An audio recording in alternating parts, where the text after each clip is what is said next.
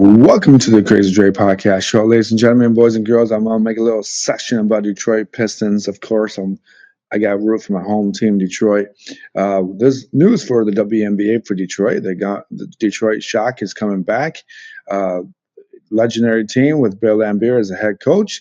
It looks like Sophia Cunningham of the Indiana Fever is having a fit about this. She thought that there should be teams in Miami or Nashville. She believes that certain players won't go to Detroit, but how can you go against Detroit? We have the Red Wings, we have the Pistons, we have the Tigers, we have uh, the Lions. We have all those four teams a walking distance from each other. So what are you complaining about? I mean, Detroit's the place to be.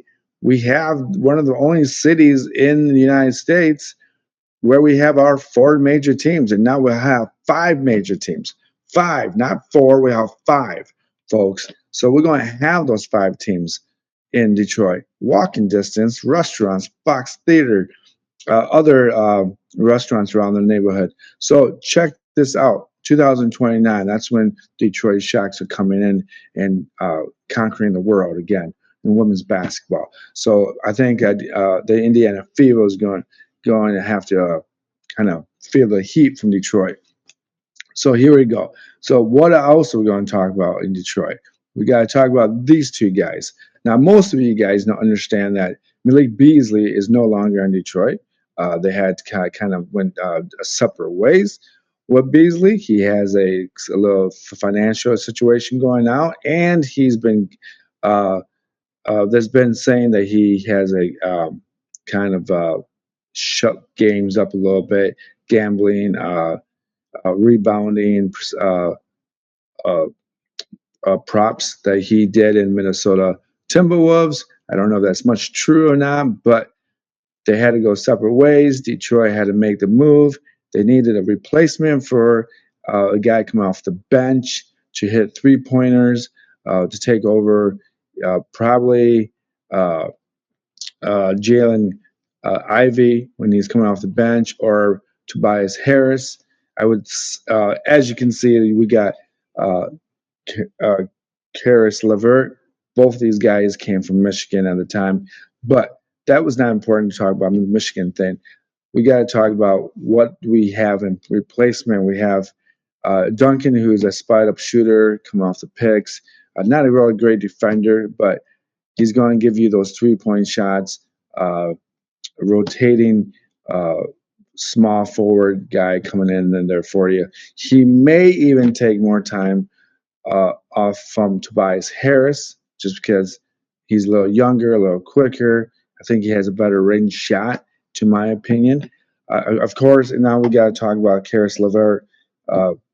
Was traded from Cleveland to Atlanta, and then Detroit signed him for $29 million for 2 years. He's only scored 12 points per game coming off the bench, 3.2 rebounds, 3.4 assists. He did play 64 games. So, and of course, he's got to take a spot from away from Tim Hardaway Jr. Tim Hardaway was a good fit. He just a lot of times he did. Tim Hardaway did start 77 games for Detroit, but when he did start, and a lot of the games that he started was because of Ivory's injury. I don't understand why they didn't start Malik Beasley more over Tim Hardaway Jr., but that's kind of what just happened. When Tim Hardaway was hot, he was on the move. Everything looked great, beautiful, nothing to it, right? But when he was cold, he wasn't hitting anything. He was cold as ice. So I'm kind of glad that we got rid of him. I like to thank him for what he did for in Detroit. We appreciate you guys. But it's just the way it goes, no? Sometimes you just have to deal with it.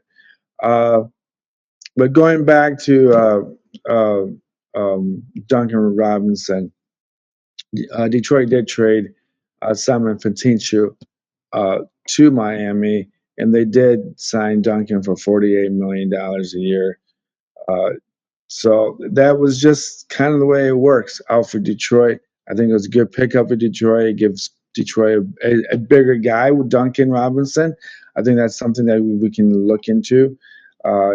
Little, I think that with Malik Beasley, if he didn't hit his 3-point shot, it was iffy. I think Duncan can get his mid shot 17, 14 footer. So not only does he have a 3-point threat, but Duncan has a a potential mid range shot as well.